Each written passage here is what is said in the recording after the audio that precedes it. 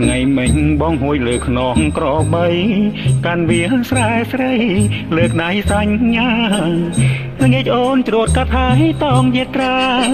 ទៅកំពង់ទឹកដែលតែងជួបគ្នាក្នុងក្អមលៀងនំឆ្ងាញ់អងចាមានបារីមនុស្សស្លាផ្ញើបងផងរួចយើងងូតទាំងលេងដៃរាវរកគ្នាហើយសាសងថាទៅលេងរំវងយប់នេះខែភ្លឺកណ្ដាលស្រែទៅសូមពុកម៉ែទេកុំនៅបង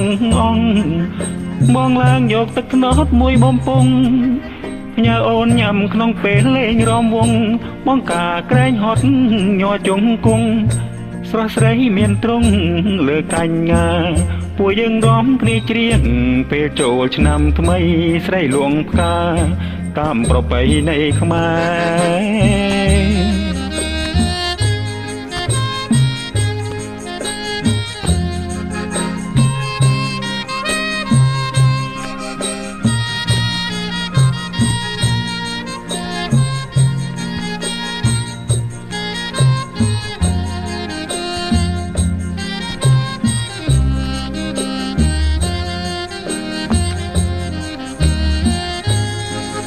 ថ្ងៃមិញបងហួយលើខ្នងក្របី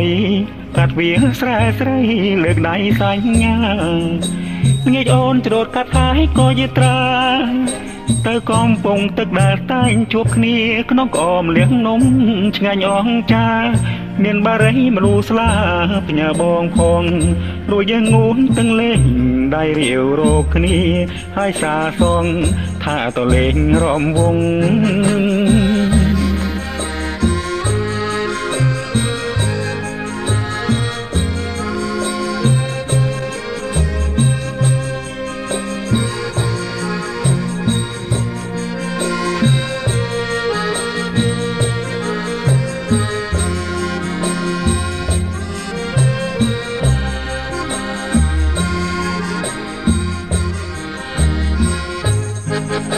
យប់នេះខែភ្លឺកណ្ដាលស្រែទៅ